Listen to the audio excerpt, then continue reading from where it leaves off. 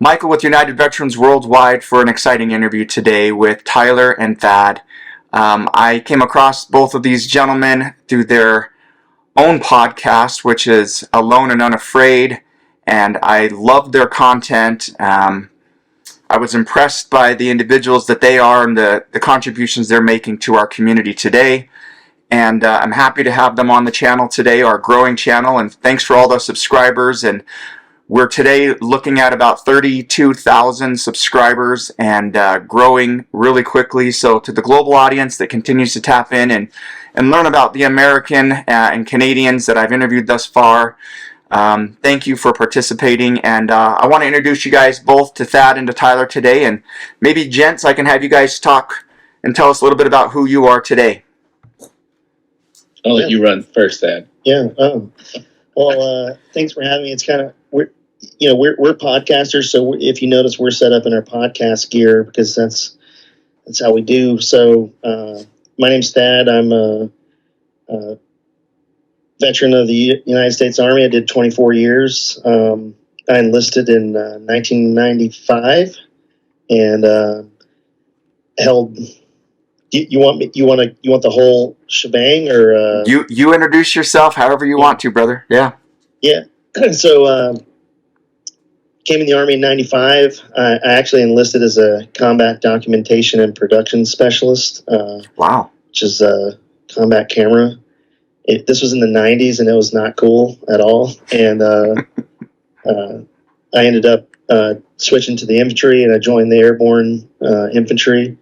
And had assignments at Fort Campbell, Kentucky with the 101st, and then didn't really like that, and ended up changing my MOS to be I was a 00 Bravo. It's now 21 Delta, which is a diver, and I was in the Army dive teams, which most people don't know that the Army has divers. There's roughly 100, and I was diving for a couple years, and then I always wanted to be a pilot, and I tried one time before to put my packet in to become a pilot, and I was no-go there. So ended up becoming a warrant officer and a pilot, and served out the rest of my time as a pilot with assignments in Korea, Hawaii, obviously Iraq and Afghanistan, and I did the last 12 years of my military service in the 160th Special Operations Aviation Regiment, and that's me. That's awesome. I guess it's my turn, unless you got any questions for him on that. I'll feed off of that later. I'll have you go first. Yeah. Yeah, no worries. Sorry. So I joined the Army out of high school post September 11th, and I joined. I think I signed my contract in 2005 and left in 2006. I joined as a 15 uniform, so a Chinook mechanic repairer. Went to AIT, and from there I came down on orders to go to the 160th as well, and I spent 12 years there as a crew chief. Ended that place, or left there as a platoon sergeant, and then with them I did probably about 13 deployments to Iraq and Afghanistan in the back of a helicopter, and yeah, that's my. Well, and then I got out 2018, and then got a little lonely, bored, and distracted, and joined the National Guard out in Colorado for a few years, and then got out of that. And now you guys run the podcast. Yeah.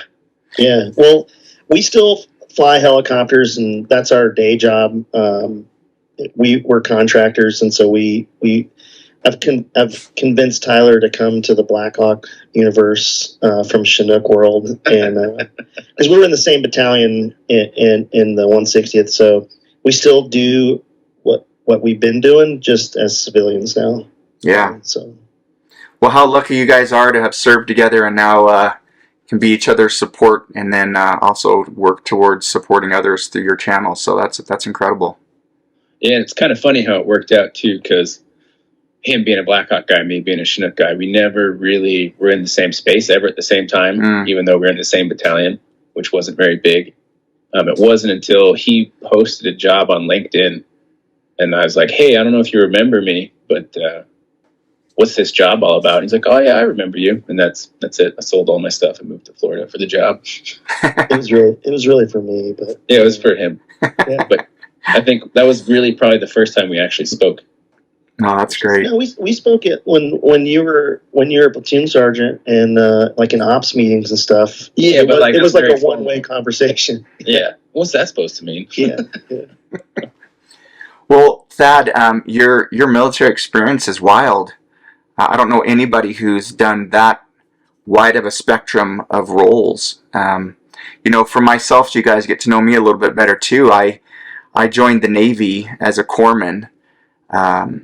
Worked with the Marines for a little bit of time. Worked in a lot of hospitals, and then I was about to get out and go to law school.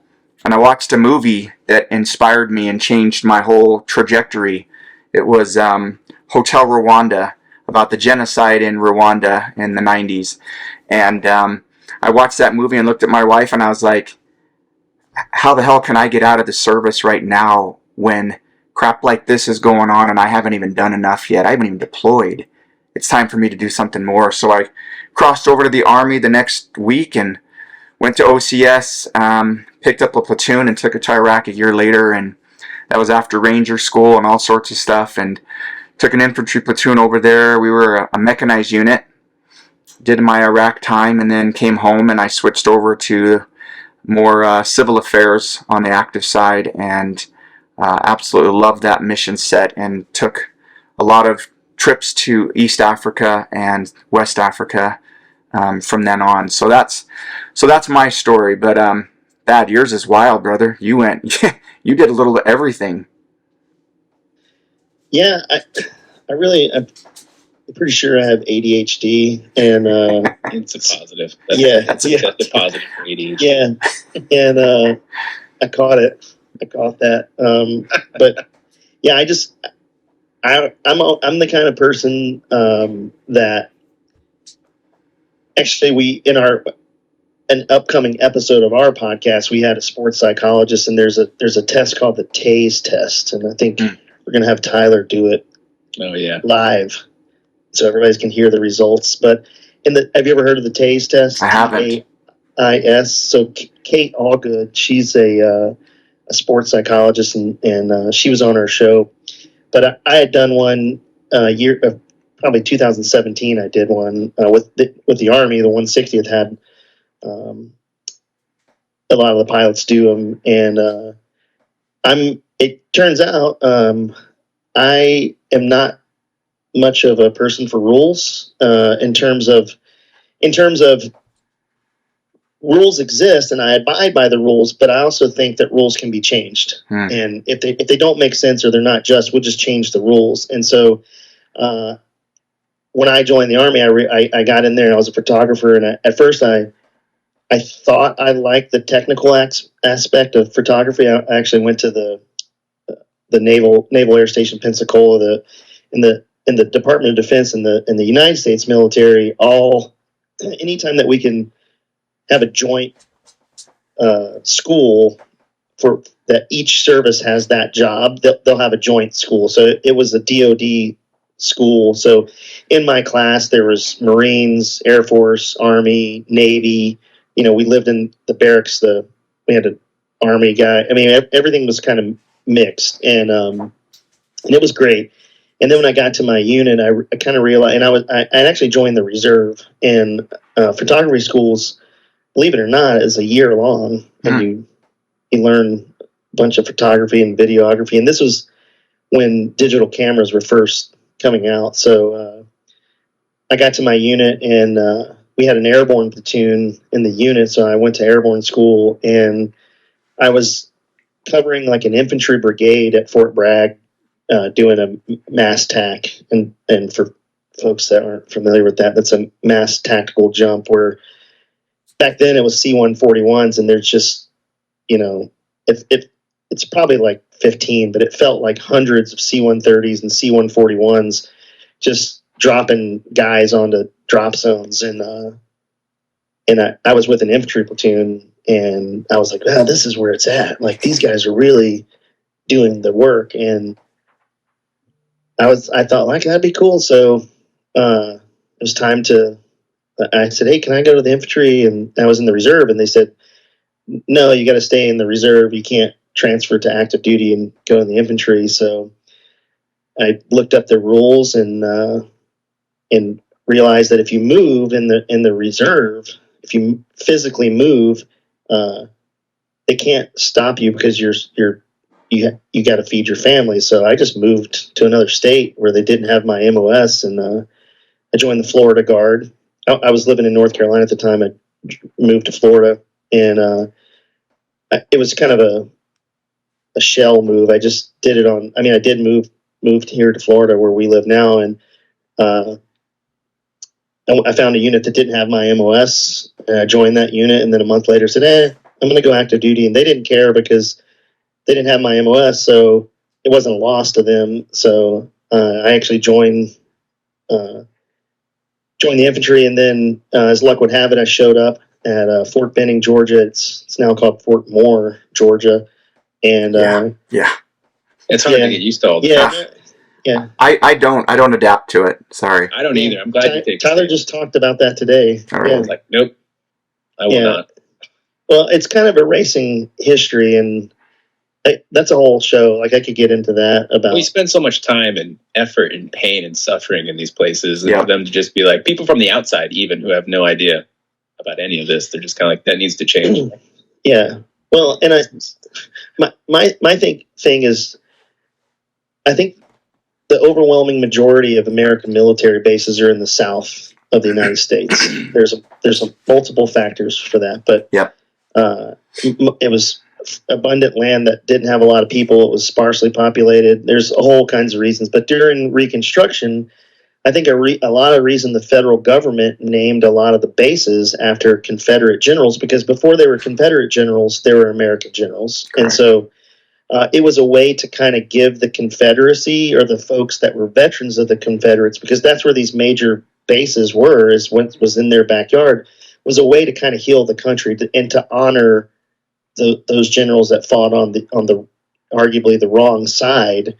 And I think that's been lost over time. But anyways, that's we could do a whole show on that. But no, I think you have a great point there, and it's a lot of the reason why I started the channel I did on YouTube, which was to unite veterans across the globe. I really don't care what flag they fought for, as long as they weren't terrorists. Right. I wanted to learn their story. I want to learn their wellness journey and capture that. After Vietnam, we saw a resurgence of veterans going back to Vietnam and finding peace with their former enemies, and seeing them face to face without weapons in hands, and suddenly they were like, wait a second, this guy's my brother, right? And that commonality, I think, is more common than not. And so that's why this channel is dedicated globally. Yeah, that's a cool mission. And I think Tyler and I have talked about this before. If the shoe was on the other foot in Afghanistan or Iraq, we're pretty confident we would be Mujahideen or Taliban or insurgents. I mean, well, most soldiers are just born out of the circumstance that they're in, right? And I always hearken it back to World War II, and this is in no way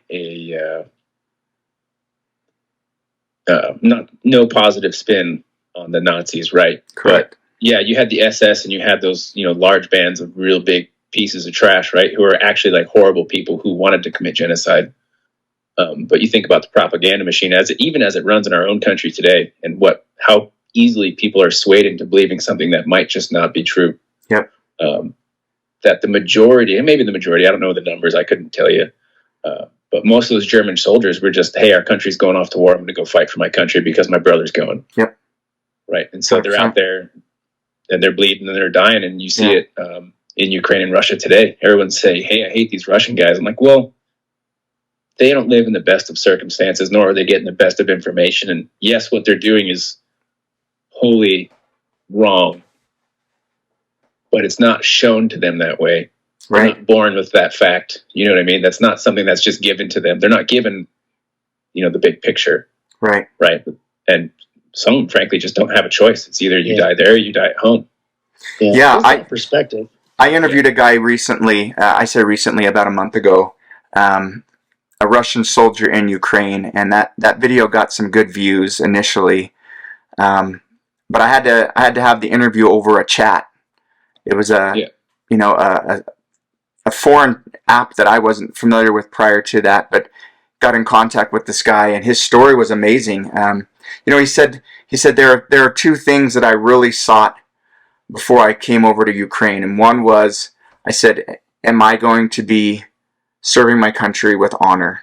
Yeah, okay. Second was, am I going to be doing my duty to God? And his answer to his prayer was yes, he was. And he put those two together and went over and served. And for us veterans from the U.S., I think the longest I heard of anybody serving consistently in a combat zone was 18 months, or maybe a little bit longer than that or something, without reprieve. And that was probably early on. Well, this guy, he was told, I'll let you know when you're done with your service, and they pushed him to the front line, and he spent 3 years consecutive. Yeah.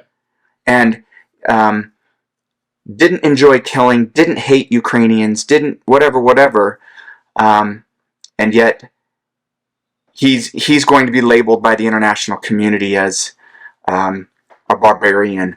And I told him, I said, I stand with you.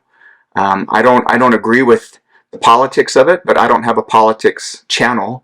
My goal is to help a person who's gone through trauma to get to the place of triumph and find from darkness to light. When you gentlemen experienced your deployments, tell me your experience when you're on your first deployment. What was that like for you? My first deployment was pretty vanilla. I went over as a maintenance guy. I didn't really leave. Every now and then we got rocketed, and our deployments aren't your typical deployments, right? Usually for the flyers, right? So once I became a crew chief or a flight engineer, or for the pilots, you're doing a lot of work. So you're hitting targets every day. You're hitting multiple targets every day, especially in the fighting season. You're real busy. But my first one, was it Afghanistan or Iraq? It was Afghanistan, and I went there twice in 2007. Same Providence? Yeah, we were working out of Bagram, I think, at that point. Towards the end of the year, we went down south. But yeah, mine was nothing of incidents for me. How about you, Thad? Yeah, for me, it was the best of times, and it was the worst of times. It was interesting. Iraq was my first deployment, and it was supposed to be a year-long deployment, and it turned into 15 months. And and I don't know if they still do it like this, because in the big army, we would say the big army, as compared to special operations, you would have to draw straws, so somebody has to go on leave, like a month into the deployment, and somebody has to go on leave the 11th month, right? Because we have to keep combat power there. So, and you get a 2-week R&R during that 1 year period. So, I had just PCS from Korea, and I met the battalion. I was about 3 weeks behind the main body deploying. So they all got there, and it felt like late July, early August, and I got there late August, early September.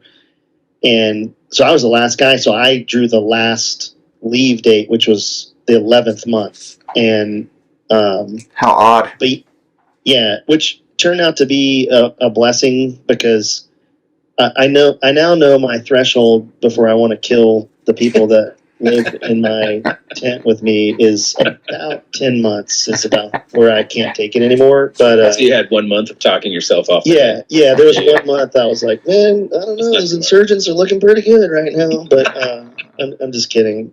But it was a great. I would probably say I saw more combat in that deployment than I did with the 160th, and there's a really good reason for that. Is in special operations, we're the ones that are choosing the time and the place, and it's like a scalpel. We're going in to do surgery on a very specific thing, and everybody has done the homework. We've done rehearsals. Everything is kind of it never goes to plan, but there's a real intense plan. My deployment that was in 2006. My first deployment I was out of Hawaii with 25th Aviation Regiment, and it was a great time. I mean, it was a pivotal moment in my career, and we got shot up and saw things and did things, and but the difference there was we didn't have the level of intelligence and there was intel, but not the fidelity that we had in another organization. So and a lot of times we're moving people across the battlefield and cargo and passengers, and you just become a victim. You're out there and you get targeted because you're an easy target. And so it was miserable, but I wouldn't trade it for the world. So in that moments when you're being targeted, what was that experience like? Was it fear? Was it adrenaline? Was it excitement? What was it?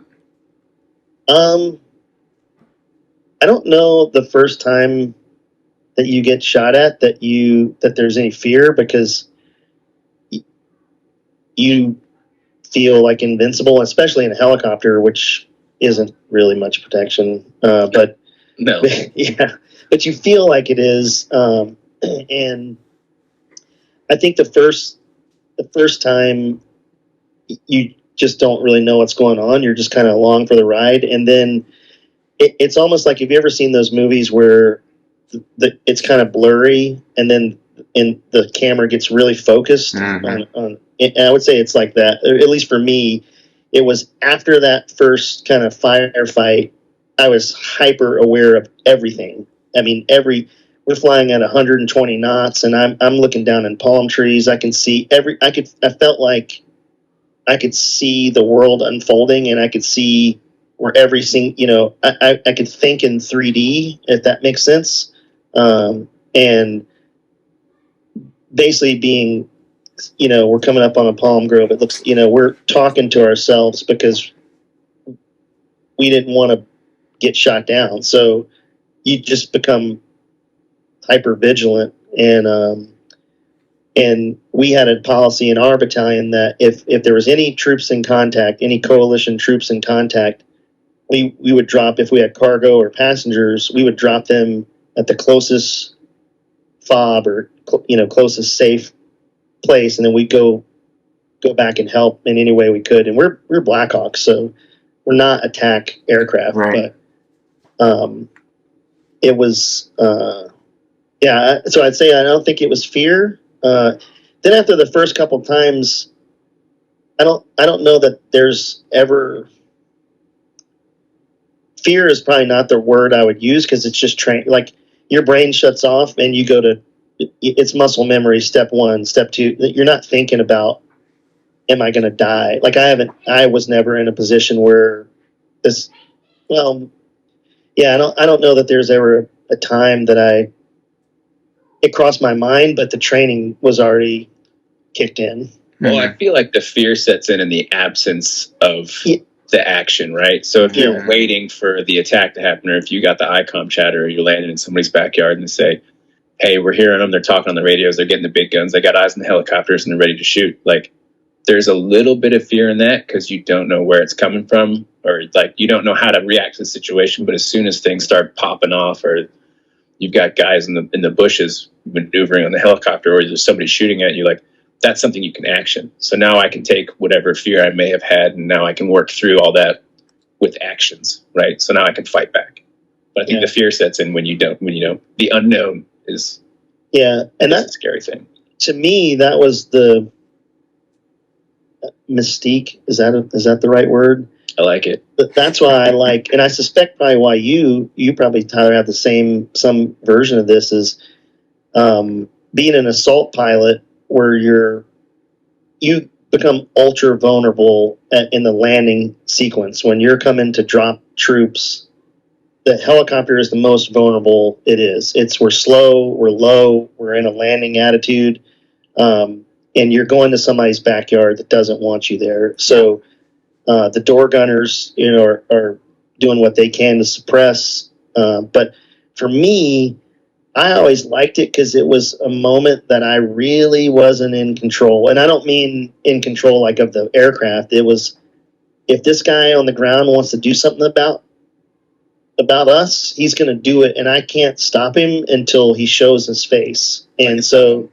yeah. But I mean, you got to wait till he shoots, right? Yeah. So that's what I like, hitting the release point, put your mouthpiece in, because like, and I remember I used to always go like, who knows what's going to happen? It's going to be good. And then, sometimes nothing happens. Other times everything goes sideways. And for me, and I bet Tyler would probably have, most guys would probably say the same thing, is that 2 minutes or 3 minutes of unknown and chaos, controlled chaos, I guess, where you really, we could die, but we might not. And it's like a roller coaster, when those people that put their hands up in the front of the roller coaster, like, it's kind of like that. Like, I don't know how this is going to go. Well, you feel like free, for lack of a better term. Like, there's nothing else right now except for this very specific moment. And you're stripped of all the other goals. Yeah, there's something to that, though, psychology-wise, where our brains start to play games on us. An example would be, I remember I was with the 6th Iraqi Army Division, me and 3 other guys, and we were setting up a tactical operations center with them to help track movements in Iraq. And we got mortared one night, and the side of my container housing unit, my CHU, blew off. The top corner blew off. And it woke me up, and I looked up and I could see outside, and I saw the smoke, and I was like, am I okay? I better go back to sleep. And why would we ever assume that suddenly, like, we can just go back to sleep? But something happens to us in that environment where we react differently to it, right? If I felt like there was imminent danger, I would have reacted differently. But yeah, they hit one of our, CHUs. I'm okay. Everybody else is okay. I'm going back to bed. Right. No harm, no foul. Right. At this point, right? Right. Yeah. That's interesting. Yeah. So tell me, why did you guys join the military in the first place? I always wanted to. Was it this poster right here? I want you in the Army. That's it. I had that poster. I think I did too at some point. Ever since I was a little kid, I don't know. I read stories about Vietnam vets and the Vietnam War, and I looked up to Rambo and Schwarzenegger and Dolph Lundgren and all those superheroes. And so eventually, it was just one of those things that I did as a kid. And it kind of went away for a little bit, but then the towers got hit, and recruiters started showing up at the high school, and that was kind of, it's like, all right, it's time to go do some work. Do you think you were always a fighter and always a warrior at heart, that it was an easy transition for you to jump in like that? No, I'm actually probably one of the least confrontational people you'll ever meet. I wasn't a dude who was going and getting fist fights. I got in like one fist fight in high school, but I wasn't somebody who was looking for trouble. I wasn't out there causing a ruckus. I wasn't a fighter. But I was always intrigued by people who were able to maintain that side of hyper violence and good character. Right? That was always interesting to me, and how people can survive war, which what I read was the most horrific thing on earth, but they were also still able to do some humane things, for lack of a better term, in those situations, right? Like running through fire to go save somebody. The stories of medics running up Iwo Jima, you know what I mean? It's kind of like, that's a different person. Yep. You know what I mean? And, none of them are probably fighters, in the sense of the term, but they still had what it took to go do it. I was always more interested in that. Yeah. How about you, THAD? Yeah, for me, very similar to Tyler. I always wanted to be in the military, and as a kid, I would drop tanks, and I just thought Army stuff was cool. And in 1986, I'm pretty sure it was 86, Top Gun came out. That was the year you were born. That's the year I was born. I think Top Gun came out in 86. I'm pretty sure. And I watched Top Gun, and I was like, yep, I'm definitely going to be an F-14 pilot in the Navy. Boy, were you wrong. Yeah, and then and I'd watched all those. I've always been into aviation, and I watched. I loved all those movies. Full Metal, all the Vietnam movies. Full Metal Jacket, Platoon, Flight of the Intruder, Hamburger Hill. Yeah, all those movies. I watched those, and I just wanted to, and I think grew up in a traditional family where that military service was honorable, and it's something that you should do. And my dad was in the Navy, and so I actually went to college to be an officer and flunked out, and so I enlisted. And look at me now, Mom. Yeah, look at me now. But yeah, I knew when I went to college. I actually went to college to go in the Army, and I wanted to be an infantry officer. And because I just didn't think being a naval aviator I didn't think I had the brain power to do that. And I was right. I'm actually smarter than that. So, but that's just a dig on my naval aviator buddies. And they love to hate on the Army, but we love to hate on the Navy. So, which is crazy because my dad was in the Navy, and I grew up on a Navy base or in Charleston. Yep. And I should say he was in the Navy. I did not live on base, but and my first duty station was a Navy base, and then I went to dive school, which is a Navy ran. And was that out of San Diego, or where was that? Panama City. Oh, okay. All the diving for the fleet is done in Panama City. So the Navy oversees all diving for the DoD, and everybody, with the exception of Special Forces combatant divers, and the PJs can go to either one. The Air Force guys sometimes go to Panama City, sometimes go to CDQC, which is down in Key West. But Panama City does all your scuba courses, your hard hat diving, with the helmets, and deep sea kind of diving. And the EOD techs from the Navy go to Panama City, and the Marines, the Force Recon Marines and MARSOC guys go to Panama City. Raiders, so, yeah, the Raiders, yep. And so yeah, I've spent a lot of time on Navy bases, and more than my fair share on ships, deployed off of ships, and I'm happy to be in the Army. but the Navy's cool. I mean, I've had a good time. We worked with a lot of SEALs. We just had one of our friends on the show. He's a former SEAL commander, and we became good friends on a deployment. So that's wonderful. That's wonderful.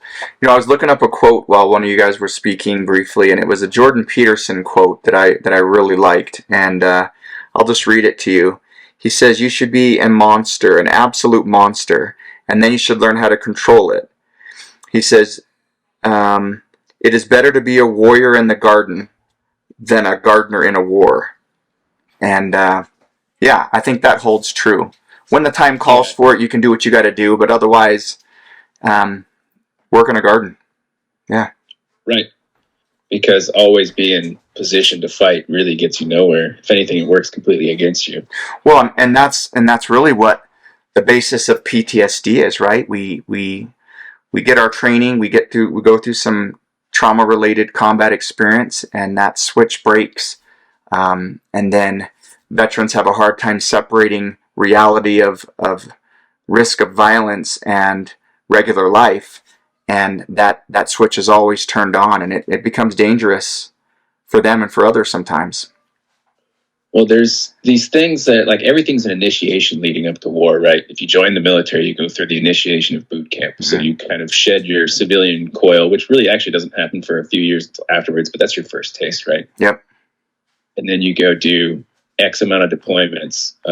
That's another, see, my brain shuts off sometimes, but, that's another one of those rites of passage. Mm-hmm. And you have all these these milestones and steps and these things of becoming a warrior, so to speak. But then when you get out, there's no rites of passage to coming to being a civilian, right? There's no like, and if it took me 12 years or THAD 24 years or, whoever to learn to be this way, and, that whole time your edge is getting sharpened or dulled. But I would say it probably takes an equal amount of time afterwards to start sorting your stuff out, especially with no path laid out in front of you. Like I said, there's no initiation, there's no rite of passage. It's just like, yep, thank you, see you later. And then you're left to your own devices to figure it out. Yeah, we did. If your listeners want to dig into this, if you go on our podcast, Alone and Unafraid, if you listen to episode 3, that's actually Tyler. That's his story, and it's. I hate to say it, but it's a common. I have a similar experience.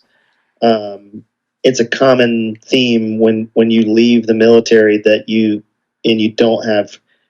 Everybody's excited to leave the military, but quickly you realize that, I don't have my tribe anymore, and I don't have my team, and I really don't have a purpose. And the only thing you could think about was getting out because you didn't want to do this stuff anymore, or and then you find yourself and you look around, you're like, oh, wait a minute, like actually this is worse, and so you don't have that purpose. So we talk about often is you got to find purpose, and it's usually not by yourself, right? You got to get out there and find it with somebody else. We were talking to Adam Majors. He wrote a book called Odysseus and the Oar, and he compares coming home from war to the trials of Odysseus coming home from the Battle of Troy, right? His 20-year trek back home, and kind of hits each one of those checkpoints and correlates it to us and our struggles to find ourselves. And when we were talking to him, he's telling us a story about, I don't know which Native American tribe it was, but they would sometimes, when the warriors would come home from battle, if they were so pumped up and aggressive or just kind of like starting to feel like they are more than the population around them, they would feed them nothing but vegetables until they were like small and frail, or they might put them in a spot for 30 days and say, hey, you can't come in, and they're going to like malnourish them. So when they come in, they can't exact any kind of retribution on anybody because they're too weak, right? And that was kind of like their rite of passage for coming back, and they can't take out any of that hyper violence that they have been using, for who knows how long, because they physically can't do it. And so that was kind of like their breaking point to bring them back into the tribe. That is wild. Yeah, that's wild. Was it Navajo or I feel like it's Comanches, but I don't remember. It was some Western United States Indian tribe. I feel like it was Plains Indians. Yeah. Yeah, that's incredible. Maybe I told you, and maybe I didn't. I don't remember on our call, but one of the reasons I started this channel was from an experience I had in East Africa. They were fighting a proxy war for us with Somalia. Didn't want to see U.S. troops dying in Somalia anymore, so took regular army guys out of it, and even some of the special ops guys out, and they put that task on the dictators they were paying to send their own people over, right? So here we had Burundians fighting in Somalia, getting injured, severely burned, missing limbs. When they came back home as a unit, the dictator didn't want the population to see it. So what they did is they pushed them out to a far-off location, built a cement city, and said, "You exist there from now on." And I found that city, and I went out there and visited those guys, and it was a horrific scene of chronic pain, of PTSD, of zero resources. It was horrible, and I encouraged them to do a ground level roots fight against their own government to get benefits, to get recognition, to do something. And when I first drafted out a YouTube channel, which was really far off concept for me mentally, because I was like, I don't want to be on here talking and having someone watch me or whatever, but at the root of it laid this experience where I said, I need to find a way for guys like that to see that there's hope, that there's a way out. And yeah, it's amazing that they were pushed out there and they've been living with that type of trauma and experiences with zero resources. You know, we can say a lot of things about the U.S. VA system and how it's failed some guys and difficult, but until we look at other countries and we're like, wow, we're in a good spot in a lot of ways, you know? Yeah, we're definitely ahead on some levels. And even, you can write the VA off entirely, but there's enough nonprofits and other people doing work to where you can, if you look in the right spots, you can find what you need and you can find real help. And I think that's where we're lucky. And I think it's really starting to surface more so in the last couple of years. People notice all these gaps and like, all right, well, taking a handful of pills isn't the answer. You know what I mean? Yeah. You might as well put somebody out in a cement village when you completely turn them into a zombie, right? Mm-hmm. And then ruin their whole family. Anyway. But yeah, I think we're in a pretty good spot with all the nonprofits that have popped up and they're doing some work. And I think you said it right. You said it recently, and I think the reason for that is, and I talk about on this channel, is that when we start to reach a level where our mental health is improving, we start to reach a plateau of we're doing well. Then it becomes a point where we start to turn outward back into the community, and all these people who are starting these nonprofits who are then saying, okay, we're in a good spot now to give back, and let's figure out how to get back to the problem here and try to solve some of this veteran suicide and other things that are so rampant still. Well, it's the same concept in a gas attack, right? Like, put your gas mask on first. And once you're situated, you can start helping people. Yeah, but if you don't put your gas mask on, then you're done for. You know what I mean? Well said. Well said. Yep. So talk to me about getting started after careers in the military. You guys decided to launch this podcast. Tell me about that. Yeah, it kind of dovetails in with what we were just talking about. Is so I had in our organization we had psychologists that were embedded in our battalion, and depending on your position, you would have to at a minimum go check in. I felt like it was either once a quarter or twice a year or something like that. And I had just came back from a deployment, and I was, the best way I can describe it, I was just an asshole. Like, I was just an a-hole. And my wife was like, hey, something's got to get, everything was just getting to me. And I don't remember what it was, but it was some kind of minor thing. And somebody was like, hey man, you should go talk to the psych. And I called, and it was the typical Army, it's like a Friday at, 1300 in the afternoon. And I call, and I was like, hey, I need to come in and just talk. And like, okay, well, we can't get you in for, 4 weeks or however long. But, if you come back on Tuesday between 11 and 11:30, we can fill out 17 forms of paper, like that kind of thing. Mm-hmm. And I feel bad. I probably let her have a piece of my mind. And she turned out to be the psychologist. And she was like, come to my office right now. And I literally drove over there, and it was probably one of the best things that ever happened to me. And so I saw her for probably like at least 2.5 years. And it was great. And then when I got out of the Army, she's like, okay, hey, everything's going good. You're doing great. And people think that mental health is like it's like a bad thing. And this is just maintenance. You exercise your body and you go lift weights. You need to exercise your brain, and you need to exercise your emotions. And sometimes that is, obviously it's eating right, drink water, make good choices, all those things. But also there's another component that you should, if you need to talk to somebody. And so when I got out of the Army, I thought I could find that with civilian psychologists, and it was extremely difficult, and I kind of therapist dated for a while, trying to bouncing around, and they just I think that's important to do. Yeah. You just, and it was really hard, and so I called the VA, and they didn't have anything, and I'm literally still waiting for the VA, but anyways, so I got to thinking about it, and I was like, I always feel better because I would often go and sit, and she wouldn't say anything. I would just vomit up whatever was going on in my life, and then she might say, well, what do you think about that? And then I would work through the problem myself, and I'd come out of there going, yeah, I feel better.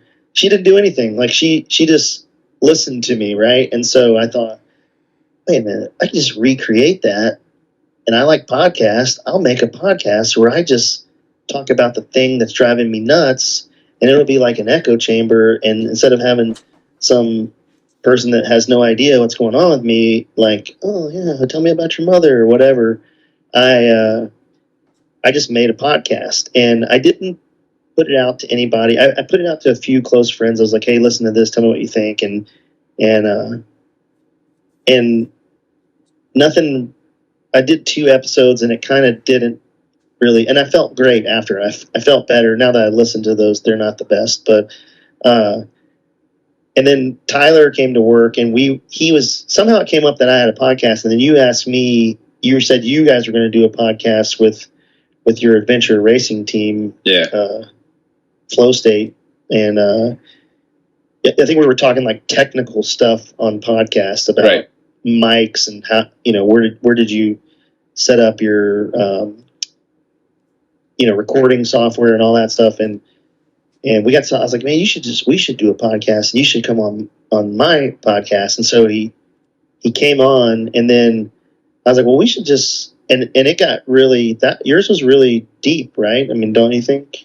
Yeah, I think it was pretty good, man. Yeah, it was really good. So I was like, hey, should we blast this out to the world? And you were like, yep, full send. And I put like a thing on LinkedIn, and I made this little trailer, like this no, actually, we recorded before we made the trailer and everything. Yeah, because you did that, because I think you have Rick and Nick. So we recorded it and we put it out, but it wasn't, I don't know if a lot of people listened to it. And then I did 2 other podcasts with 2 other friends of mine, and after that I made a trailer, and I put it on LinkedIn and blasted out to the world, and everybody started listening, and Tyler's just went through the roof, people. And then I just started getting text messages from dudes I haven't heard from in years, or people I have heard from, and I had no idea. I felt the same way. I didn't know that, this is so awesome. It's like you were speaking directly to me. So that's kind of how it was born. It was originally just me, and then we work with another guy, and he was kind of going, we could kind of feel like he's really recently out of the Navy. And I don't know what happened. We all worked together, and he was complaining about something, and we like to complain. It's like a soldier's pastime. Yeah. So we were complaining about our civilian job, but there was something I think both of us, Tyler and I, could tell was like there was something going on there beyond the civilian job. Beyond the civilian, yeah. That transition thing where people are like, well, I don't fucking know what's going on. This is all stupid. Is just kind of like you can see the underlying tones, the common thread that we all go through when we get out. You could just read it in what he was saying. Yeah, and we kind of talked about it in Tyler's episode, and then we said, hey, do you want to do a podcast? And I was like, Tyler, you want to co-host with me? And he was like, yeah. So that's episode 7 if you guys ever want to go listen to it. I'm writing that down. Yeah. Yeah. So that's TJ, Chris Jason. He's a naval flight officer, EA-6B and F-18 G Growler guy, and So we did a podcast with him, and then after the podcast, after we finished recording, he was visibly better. Like he was like, you have no idea how good I feel. Like I feel better right now. Well, I think there's also a step beyond talking to somebody. Is like if you record it and then you're like, hey, I'm going to put it out to the world, right? It's not just between you and somebody else, and it might never come up again. But now anybody can hear it at any time, right? So there's something about like, I don't say being vulnerable, but being vulnerable, and then just it like, was this definitely is who vulnerable. I am. And after that, we just started doing more, and then we would get more text, and then we were like, oh, let's do another one, and then we do another one, and then we get more text from people we know. Like I just got a text yesterday from a dude I know that's like, actually literally just got one 5 minutes ago or before we started recording this. It's awesome. Yeah, I love it. One of the guys at work told us the other day, it's like, it feels like I'm having a beer with you guys while you're talking, and we're just talking. And I was like, well, that's kind of, we don't really plan any of the stuff. It just kind of happens. Yeah. And there's, sometimes some episodes aren't that great. It's just how it is. But we're okay with that. But so that's how. Yeah, that's how. Yeah. I was just to say, I think it's big for me to have. I had a guy who was one of my soldiers reached out to me like yesterday or the day before, talking about post-military life and his problems with addiction and all this other stuff, and he's trying to get sorted through that. And now he, because of what he's heard, he's talking to a therapist. So he's like starting off on the, he's like, okay, I'm making the move because it's something I always say because I heard it, and it's always one of those things whenever I'm in a shithole, like, nothing changes if nothing changes. So you can be upset and life can be miserable, but if you've done nothing to, adjust your position in the world, then it's not going to get any better. You can't sit around and wait for it. And so a lot of these guys I've spent hours on the phones with people after this. Yeah. They just call and they're like, hey man, I haven't talked to you in a while. And then they're like, hey, this is what I'm dealing with. I'm like, thanks for calling. Yeah. People will actually, after Tyler's, the one that started it, honestly, for me was after Tyler's episode, a guy I grew up with, we've been friends since we were 13. And he was in the Marine Corps, and Afghanistan, Iraq, same thing. And he texted me like vomited up all this stuff that I had no idea was going on with him. And we probably talked over the years. We text each other like memes, and we talk about surf and waves. And we're both from Eastern North Carolina and grew up surfing together. And so we're always talking to something about skateboarding or surfing, and after Tyler's episode, he was actually the first guy to text me, and he texted stuff that I never knew he was going through in a million years. I would have never known, and then and that's the one that I was like, man, maybe we should keep doing this, and then we had Nick O'Kelly, who was in our unit, and he had some serious stuff going. And our podcast, it sometimes is ultra vulnerable, and like if you listen to episode 10, which is episode 10 is the most or I would say the most listened to podcast episode we have to date. That one is with Doug White is intense, and it was all because Tyler went to Scotland. Well, you can tell the story how I met Doug. Yeah. So after I got out, I bounced around. Nothing was going well. This, that, and the other, right? And then fast forward, I'm starting to sort things out. I moved to Florida, opens up some time.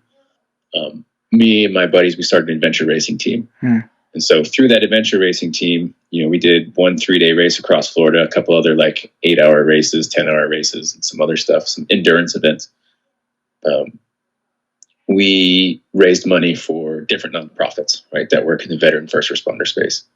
And so we did that race across Florida, and then somebody reached out to us and said, hey, get with my guy in the Allied Forces Foundation, they do this thing in Scotland every year. It's called the Catamaran Jump, because in the United Kingdom, as far as I know, they don't have a VA system, right? It's all done privately by the Army Benevolent Fund or the Navy Benevolent Fund.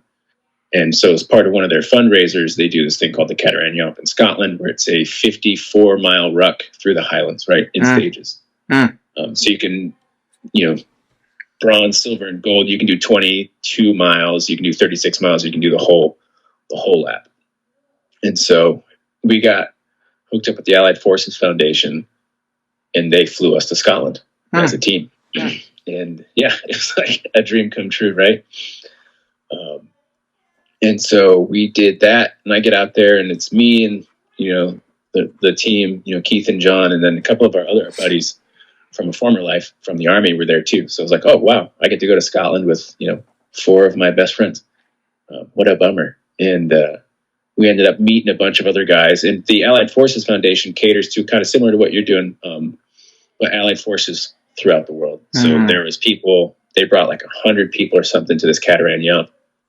And, we were meeting people fresh off the field from Ukraine. And they're usually, the people they cater to are like wounded, right? So there was a guy there who was a quad amputee. So he's missing both his legs, both his arms. And I guess his story was he got blown up, Russian artillery, and was laying in the snow for a couple of days, and then was rescued, or not rescued, he was captured by the Russians. So he became a prisoner of war, and then eventually came back in a prisoner swap. And then he's now in Scotland with us, walking 25 miles. Oh my goodness. Right? What excuses do I have? Right. And so you're around these people, and it's really it's another intense moment where you're kind of, it's somewhat cathartic, because you're with all these people that, hey, they don't speak English. I don't speak Ukrainian. And so anyway, you're meeting all these people from all over the world who are dealing with very similar things, right? And then in our group, Doug was there, and he was in the sheriff's department over in the Tampa area for 20 some odd years. 23 in the sheriff's and 4 as a security policeman in the Air Force. I think 27 total, maybe. Yeah, something like that. Anyway, so we got to talking out there, and obviously when you're in that, you were there for a week, so you're in that whole space, and you kind of let out some stories. You get to know some people, and when you're out there walking that long with somebody, you get to find out a lot about them. So he said, I'm writing a book. And we started talking. It's like, dude, let's, when we came back and Thad asked me to co-host this podcast, like, we need to talk to Doug. So you were saying you got Dan, and you brought him on. Yeah, we got with Doug and Doug. Sorry, yeah. No, you're good. And and he told his story in a way he's never told it before, right? He's dealing with, he's learning how to deal with all this stuff too, right? You spend that long in Tampa on the police force, and probably one of the busiest in the sheriff's department, super busy, unbelievably busy. And some of the stuff he was saying is just so intense, right? And if you go on our Instagram, you can watch the trailer, and if your heart doesn't speed up watching that trailer about what cops do, then you're probably not human. But but because that there's at the beginning of the teaser, there's a house on fire, and there's 2 cops trying to get a kid out, and if it's intense, and then you listen to Doug's story. He's somebody you should talk to. Like he's his book's coming out soon, so you should talk to Doug. But anyways, go ahead, Throw. Sorry. No, that's how we got him. That's how I met Doug. Yeah, that's incredible. Gents, we've already gone an hour, and that's I don't think that's enough time. I think we should schedule some more time and make a part 2, because there's a whole lot more I want to know from you guys and learn from you guys. But as we conclude today, maybe in the next couple of minutes or so, you guys can maybe give some advice to our listeners for people who have gone through some trauma and are looking to find light. What advice would you give them today? What's one piece of advice that you both would give for them on that journey? I would say number one is you can't solve it alone. There's you can't fight it by yourself, and it didn't start getting better for me until I started talking to people about it. I know that's the corniest way to say it, but yeah, man, I think there's power in meeting up with your brothers too. You know what I mean? Again, don't do it alone. Reach out to the guys, because I think also a big part of this that's helping me out is the guys who I worked alongside, or some of them were my soldiers, when they reach out to me and they say, hey, thanks for putting it out there, because now it's okay for me to talk about it, right? So they're kind of getting permission now to work on themselves. So you don't know, by you talking to somebody, you're also giving them permission to work on themselves. Amen. Yeah. Thad? Yeah, Tyler got all the good. So echo what the commander said. What the commander said. Yeah. So what I would say is, and this is going to sound corny too, but it really is true. And people laugh at me, but whatever you're going through, you've got to raise your hand and first admit that there's something off or whatever. And you need to tell somebody or talk to somebody. You'll be surprised how many people are actually going through something very similar to you or something relatable. And then you have to take care of yourself. And that means, as stupid as it sounds, but get a good night's sleep, drink water. You need to move heavy things, go to the gym. If you don't have a gym, you walk or you run or whatever it is. You've got to, and then stop talking so negatively to yourself. And we all struggle with that. Is that directed at me? Yeah. Or me. It was total. Yeah. I mean, I do it too. I mean, just this morning, just today, I forgot something, and so. And then the last thing I would say is, if you feel like there's a void missing in your life, nobody's coming to save you. This is it. No one is coming, and it's up to you. And you've got to go out there and you got to find some purpose, and it will reveal itself. Like if you take care of yourself and you work on you, the purpose will slowly start to materialize, and you'll be able to see the path forward. And it ain't going to be like tomorrow, and it's not going to be the next day, but you put one foot in front of the other, and then eventually you're gonna be miles down the road. And so I would say, fine, drink water, change your socks, go to the gym, get a good night's sleep, find your purpose, give yourself a little grace, don't talk so bad to yourself, and just raise your hand and start. You got to just start. Yeah. To both of you, my brothers, now I validate what you've just said. It's such important advice. I'm going to put this in the comments of the video today. But for those who are listening today who still find themselves in a dark place and are listening to all that negative self-talk that people are better off without you, recognize that as a lie. Recognize that as a deception. And there's so much more ahead that's light, that's good. And so much more of an influence that you guys can be to others, like these two gentlemen here are doing for me today, and hopefully are doing for you as well. Thad and Tyler, thank you so much for joining me today. We will have a part 2 because there's just too much more to cover and to share. But for your time today, I much appreciate it, and my listeners will also validate that as well.